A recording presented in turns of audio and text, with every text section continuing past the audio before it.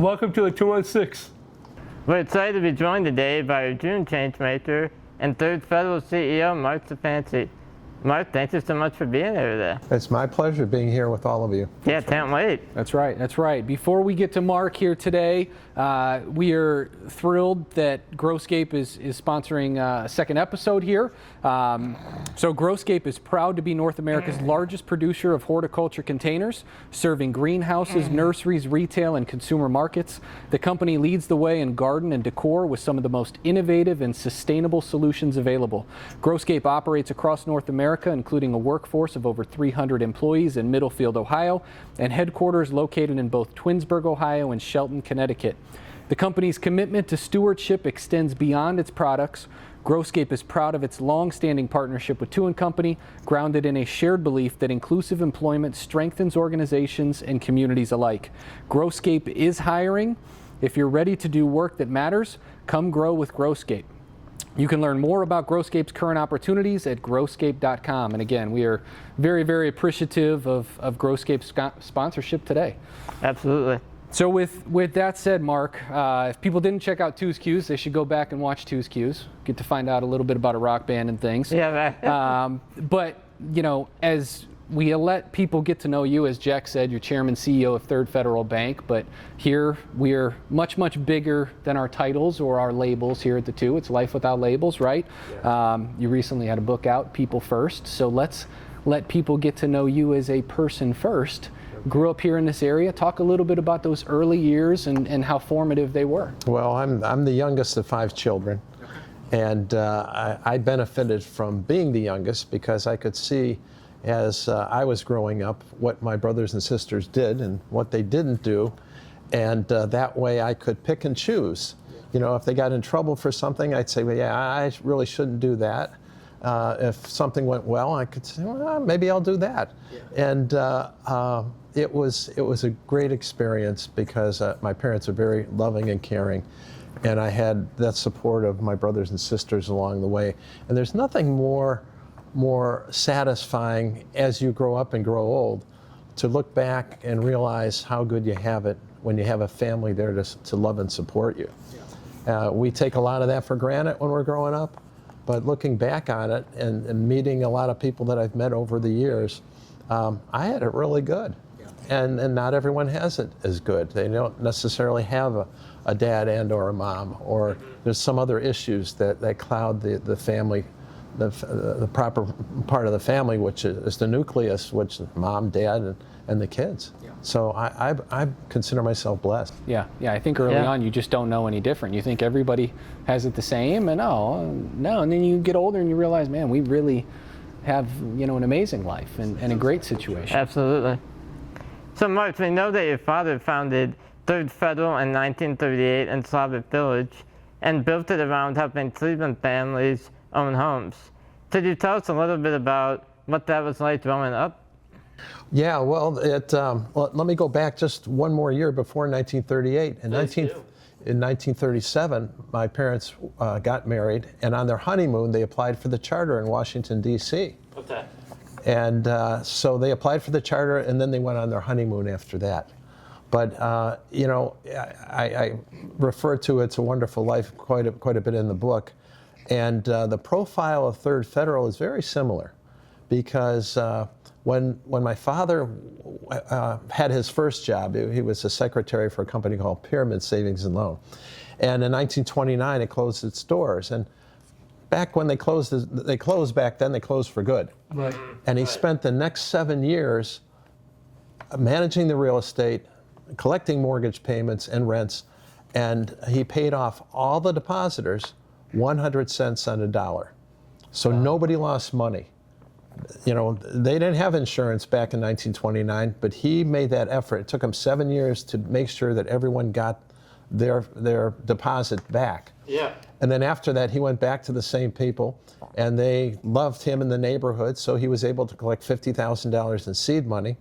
And he married my mom, who was very, very bright. She got her master's degree in psychology in 1932. Okay. So she not only got a college degree, but then her master's. And because she was the brains of the outfit, and my father was the promoter and banker, they made a great pair. How did they meet, your parents? How did they meet? Yeah. Well, I'm not exactly sure, Okay. but I can tell you how my wife and I met. We met at a swimming pool. Okay. And if you remember in It's a Wonderful Life, the first date that they had together was at a pool. Yeah. And they fell in the pool. Correct. Yeah, in the gymnasium. And not only did I fall in the pool, but I fell in love with my first wife at the time, too. That's awesome. Yeah. So I picture, when we were preparing for this, I told these guys, I picture like the scene from Mary Poppins, where the kids are going to the bank with the dad and they're learning the value of the dollar, and kind of that same era. Yes. Is that mind picture completely Different. wrong? It wasn't so profound as in that movie. Yeah. But we did do a lot of it, making sure that the kids had savings accounts. And, I still try to instill that in my two stepchildren today. Because they need to know the value of money and what it's like to save money, and you put money aside for this particular project and put this money aside for a rainy day and things like that. They're pretty basic ideas, but it gets lost because the commerce now exchange is just, it's fascinatingly quick. Yeah. And everyone's on instant credit. And, it's a different mindset, but those basics are still there. Yeah. And good for learning for little kids. For sure. Yeah. Mark, you have degrees from both Hagerberg and Wallace. Yes. What were your experience like there? Well, I wasn't much of a scholar. So I traditionally was last in my class everywhere I went. Yeah. But it just makes me think, though, it's not where you get your education, it's what you do with it afterward. Mm-hmm. And I did learn a lot, even though my grades weren't so good. But I've been able to apply that. And, when I was at a local school here and the headmaster called me and my parents in for a conference, they said, Mark's not going to make it here in the school. We have to let him go. But he's not Ivy League material. So that's probably true. But what's happened since then is I hire Ivy Leaguers to work for me. Okay. Right. So you never know what's going to happen. You never know, right? We all have strengths and weaknesses, and the more we can surround ourselves with people of strength that are not necessarily our strengths, And most of the people that work for me, and my direct reports are firstborns or only children, who are very accomplished. Yeah. For sure. But I'm a relationship manager. Not everyone can jump in and do the things that I do, is see the things that I see, not only in people, but the way the process works and how the synergies can play off one another. Because like you said, I may not be adept in accounting or finance, but I can get the people together to work together to make a better mousetrap at the end. Yeah. Absolutely. Mark, so I know, as we said, your father started Third Federal. Growing up, was it kind of always assumed that you would work in the family business, or did he kind of have to persuade you and bring you on? Well, it depends who you ask, but we growing up, we would often go visit where our branch locations were in Cleveland. Mm-hmm. After church, we would sometimes go to a different suburb and look for new branch locations as a family. Okay. Not everyone enjoyed that because they wanted to get home and do something else. Right. But my oldest brother worked for my father for 25 years. And it didn't work out. My sisters, they really didn't have much of an interest in the business, but my brother that was closest to me, 3 years older, he wanted to work for my father. And my father wanted him to work for him. But they had this conflict. And the conflict was, this is back in the early 1970s. My brother had long hair. Okay. And my dad said, I want you to work for me, but you have to cut your hair because we're dealing with people's money and you have to wear a suit and cut your hair and look a little bit more presentable. Yeah. And my father said, I want you to work for me. And my brother said, no, if you can't take me the way I am, I'm not going to work for you. And they never reconciled that. So over time, if you look, usually firstborns get into the family business and they're the leaders of the family. because of the family dynamics, it sort of got turned upside down. Right. And I could also say that I was the only one left. Yeah. But the truth is that the chemistry just didn't work out with my other siblings, and so where was your dad in the birthing order? Yeah. Was your dad? he was a baby. Your dad was also a baby. Yeah, my mom and dad were both babies in their family. That's it. Yeah. So I mean, and that's, it's not absolute what the birthing order dictates, but and in our case, because it didn't work out, and there were tough times, at Christmas and Thanksgiving, because when you have a family business, Right. you may know that it's a family business, but then you have to meet and be with each other at Christmas or Thanksgiving, and it doesn't Right. always go so well. But in a perfect world, it'd be great. Yeah, yeah. Well, we know a little bit about working with family here at the Two. So how would you say you've been able to kind of take that foundation that your dad had laid and, the legacy he established and move it forward and build on it? Well, he always said that the place would run 5 years without him. And so that was my first hurdle. I had to make sure I didn't screw anything up the first 5 years. In fact, when the son takes over for the founder, who might be the father, if the son does well, the father had a good business. Right. If the son doesn't do well, then the son screwed up the business. Right. So Right. I've always had that monkey on my back thinking about, I just don't want to screw it up. Right. And, we could have grown faster. We could have expanded more and better maybe along the way. But I wanted to make sure that each step we took, because, we're a fiduciary, we're responsible for a multi-billion-dollar trust in the communities that we serve. I wanted to make sure that we're taking reasonable but forward steps without betting the bank. Right. So nothing we do is going to put us over the edge. We developed this thought process about lending money to people who need money to buy a home that they're going to live in. So we do first and second mortgages that way. Yeah, yeah. For sure. That's great. Mark, so we know you continued your father's legacy in the one built around teamwork, delegated decision-making, and a culture of trust and respect. What exactly does that look like for you?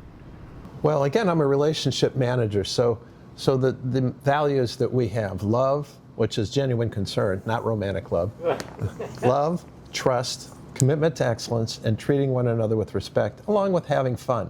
Right. Those have been my guidelines for the last 40 years. And we apply those guidelines and values at the company. And when people get judged at the company, when we have reviews, salary reviews, and how people are doing, we look at those values first, not necessarily on how they're producing. We look on how they treat one another at the office. And by the way, it really pays dividends in itself, because we're able to get more mileage out of the people that work for us. Because why? They're treated with love and respect. They like doing something on whatever they're doing on the job, and they like the camaraderie that we've created, a type of synergy that's unique among companies, especially banks. Yeah. For sure. So going back one step further, you were talking about growth. Derek, you want to ask a question about growth? Yes, I do. Thank you. Mark, can you talk about Third Federal's growth into Florida? Yes, well, we followed another local savings and loan down to Florida. It was the Ohio Savings Company, they're no longer in existence. But we watched them very carefully as they opened up a branch network down in Florida. And at the time, there was a price difference because the competitiveness in northeastern Ohio was so great that the rates and savings were always being ratcheted up, which is great for the customer, but when you're managing a balance sheet, it's better if the savings rates are lower. Well, anyway, so we were watching what they were doing, and we found that there were cheaper deposits in Florida. Right. So we said, geez, why don't we just go to Florida? And we followed the East Coast and the West Coast, both. And so that's based on our thoughts of growing the company. That expansion has been wonderful. Yeah. Kind of that smart, fiduciary, responsible way that you alluded to of growing. So going back to culture, because this is something that, as it relates to the Two Foundation, we've been fortunate to experience firsthand. Yes. We have a graduate who's been there for some time. We have another graduate who just got hired on there at Third Federal. You talk about love, fun, respect, trust, all those things that are so important. So here at the Two, we call those companies that hire from us business partners, which we've had over 150 companies hire from us here at the Two. A smaller percentage of those companies become what we call mission partners that donate back to the Two, although we hope they see the value in what we do, and we hope all our business partners consider becoming a mission partner of ours. But the last thing we ever want to do is create additional barriers for our individuals to be hired into those businesses. So as you guys who have been such a fantastic business partner and also taken that next step and become a mission partner of the Two, what is it about the Two that either so closely aligns with your guys' culture at Third Federal or most resonates with Third Federal? We have a strong sense of community. When people are down and out for whatever reason, we're there to help our associates. In fact, we created a fund for our associates. It's called the Rhonda's Kiss Associate Fund. We have a Rhonda's Kiss Fund that we raise money for cancer patients in need, and we started a fund at the company to raise money for people that are maybe going through cancer or maybe some kind of hardship at home. It doesn't have to be that particular person. Maybe somebody in their family is in need. And that all stemmed from a young lady that worked for us for nearly 40 years. Her name was Michelle Delusky. And a wonderful person, wonderful associate, worked very hard, grew up in the neighborhood actually, and she developed brain cancer. And in the late stages of brain cancer, the money had run out in the family, and there was no hope for her. So she was sent home by the hospital because there's nothing else they could do. And one of her favorite things was to enjoy the garden in her backyard. But the problem was she couldn't get to the garden in her wheelchair because there were steps. So this was the first time we ever really got involved like this. And we just collected, it might have been $2,000 from our associates. And we had a ramp built for her. And so the last 2 weeks of her life, she was able to go into her garden and enjoy just something that she really enjoyed. Yeah. And it sounds like a little thing, but it was a big thing for her. There's the starfish story I'd like to share with you. Yeah, sure. Absolutely. There's a kid walking on the beach, and thousands of starfish had washed up on the beach because of a storm. And he's taking these starfish and throwing them back in one at a time. And some guy walks by and he goes, hey Sonny, you're throwing those in. It's not going to make a difference for all these starfish. How could that make a difference? And he picks up the starfish and says, it's going to make a difference for this one, and throws it back in the ocean. And that's the way we feel about how we're helping people. We can't help everybody, but where we can, we want to try to make a difference. And we want to try to make a difference, maybe in a meaningful way to that particular person, or it might not seem that meaningful to the people on the outside. Right. But it's one person at a time, trying to create a sense of community around those people, because when my wife passed away in 2014, that's what got me through it. The love of the people that I knew sometimes helped a lot, sometimes just a little, but it helped me get through that tragedy. And, I'm here to try to reciprocate. Yeah. That's right. That's amazing. And, to take it one step further, you guys participate as a business partner, as a mission partner. You also get to experience the Two from another aspect as a family member. Yes. Melissa, who we love having here as a part of our team, is coming up on 2 years of being employed here at the Two. Yes. Our goal for every team member and everybody, we get to interact with is that they all reach their full potential. How have you maybe seen as a dad, as being a family member, seen Melissa grow over her time of being here, or what has that impact been like? Well, for me personally, I've never experienced a more caring, nurturing environment, especially for one of my children. This place is unique. It's so special, and it's not just the edifice. It's not just the building.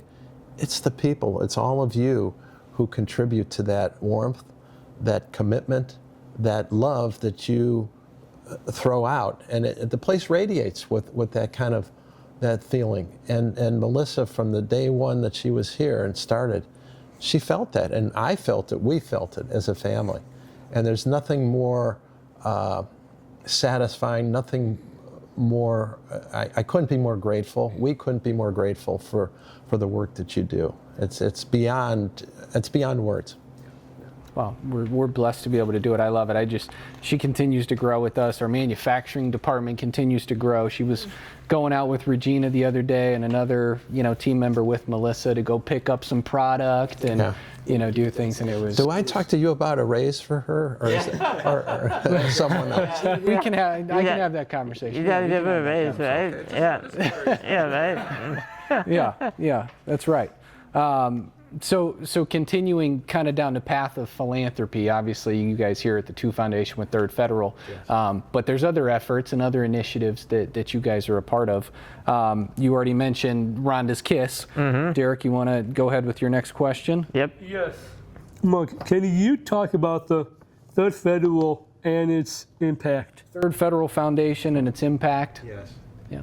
Well, over the course of the last 15 years since we formed it's almost 20 years now that we formed the foundation, we've primarily focused in on community development, right. Community education, things that, a lot of companies give a lot of lip service to, a lot of politicians give a lot of lip service to, right. And yet you don't see much of any results. Right. And we focus in on our neighborhoods because I could drive down the street in the Slavic Village area and see the results from our investments and where our money has gone.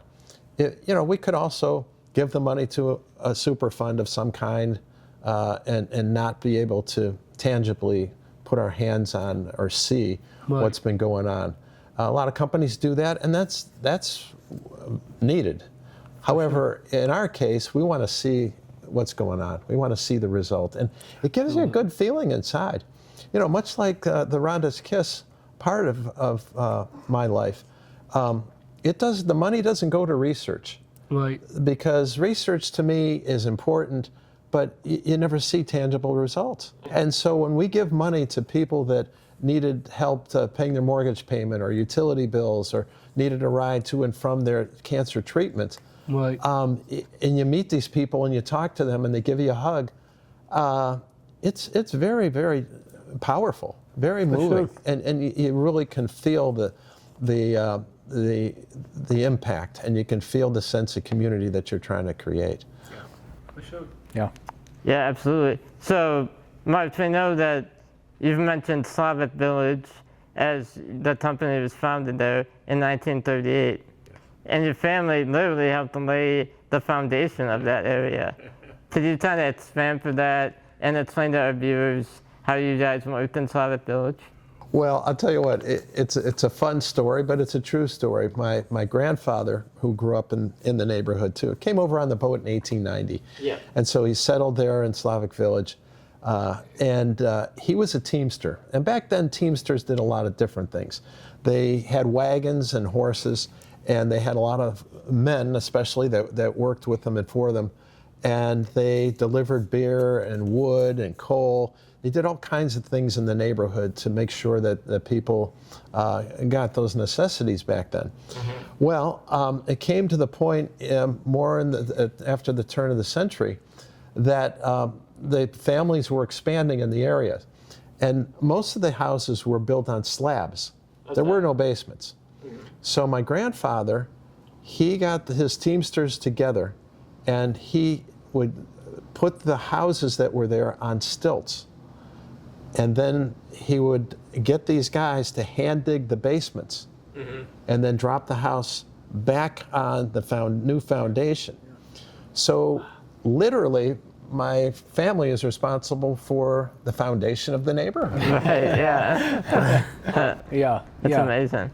That's a cool story. And that area continues to be important and meaningful. Yes, it does. And things have changed in the neighborhood. There's all kinds of development that is going on.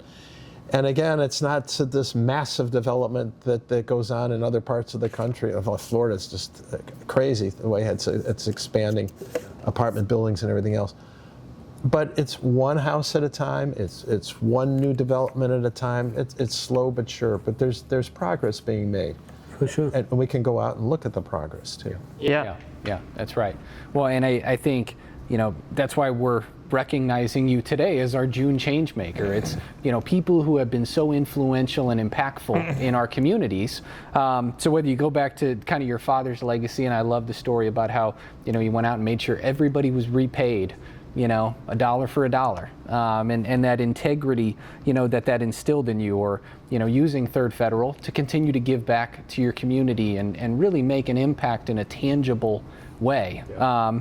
And then also, as we said, kind of philanthropically, what you guys are doing through, Rhonda's Kiss, through the Third Federal Foundation, through partnerships, with places such as the Two Foundation, which is, the way you kind of describe that local impact. That's the same story we hear from other companies that really want to be a part of what we do here and give back.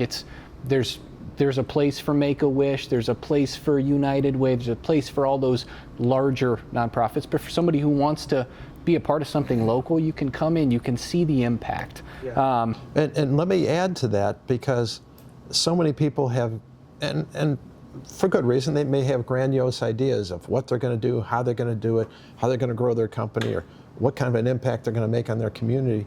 And that's okay, but I never looked at it that way with these grand ideas. It just sort of just evolves. Yeah. And, not too long ago, I had no idea this place existed. Yeah. No idea the impact that it has on people. And so we just kind of stumbled on it. And that's the way kind of I've sort of been successful. I mean, I didn't say we're going to grow our bank to be a $20 billion bank like we almost are today. I just said, well, let's just get through the day. Let's just make sure we don't mess it up, and let's have fun doing it. Absolutely. And we do that, and that's the way I've looked at life too. It's not like I said I'm going to have 7 children. Well, it kind of evolves, kind of evolves. Yeah. Take that right next step. Just take the right next step. That's right. Day by day. So as you continue to now look forward and kind of build on that legacy, what inspires you? What drives you? What impact do you still aspire to have? Well, I think continuing with just maybe the small things that make a little bit of a difference. And, I'm blessed with 5 children from my first marriage and 2 stepchildren who I adore and love. My new wife, it's new, but we've been married 10 years. She's absolutely wonderful. And, it's just, trying to make a better life for my family and my grandkids and the communities that I serve as a CEO. And I'm not looking for a big splash anywhere. I just want to do the right thing, and everything else will take its course. Yeah. Well, thank you so much for your time today, for being on, for being a change maker in our community in all the different ways that we've talked about. As a small thank you, we have one of our new red, white, and blue 216 hats. There we go. Appropriate for the year. That's right. Yes, That's right. Celebrate, yeah. Our country and also the Guardians theme colors. And then we have our red, white, and blue together shirt, Life Without Labels. So again, whether it's Guardians themed, as we love Cleveland sports here, absolutely, or whether it's our America themed as we celebrate 250. Well, thank you so much. Thank you for being on the show. It's been my pleasure. I'm humbled and honored that you asked me to be on, and I hope that that check comes in the mail for me like you promised. Yeah, exactly. I don't hold it for too much. Derek will deliver it soon, right? Derek will deliver, hand delivered. Yeah. Hold my breath. Yeah. It may come personally. Right? Yeah. So that'll do it for a Changemaker episode today. Mark, thank you so much for being on. It's been a pleasure. Stay tuned for our next episode as we continue through our great list of Season 2 deaths. Derek? And make sure to subscribe to our YouTube channel and check us out on Spotify. It can make a difference together. Thank you for watching. Thank you, guys. Thank you. Thank you. Thank you.